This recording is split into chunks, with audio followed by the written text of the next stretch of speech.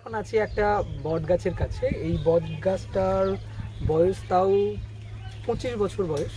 আমরা যখন ছোট ছিলাম তখন ফুলুডন বলে একজন লাগিয়েছিল। ফুলুডন তার নাম নয়, তার নাম হচ্ছে ফুলচাঁদ রাজওয়ার। সে একজন বাসের ড্রাইভার ছিল, কিন্তু অবসর নেওয়ার পর থেকে এই গাছ লাগায়।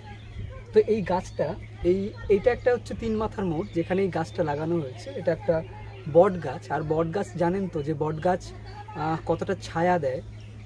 কোনো অন্ধ মানুষও যদি বট গাছের নিচে দিয়ে যায় তাহলে সে বুঝতে পেরে যাবে যে এটা বট গাছই। বট গাছ আমাদের শান্তি দেয়, বট গাছ আমাদের একটা সুখ দেয়। আমরা যখন একলা হয়ে পড়ি তখন অনেকেই আমরা বট গাছের নিচে এসে বসি এই শান্তিটাকে অনুভব করার জন্য।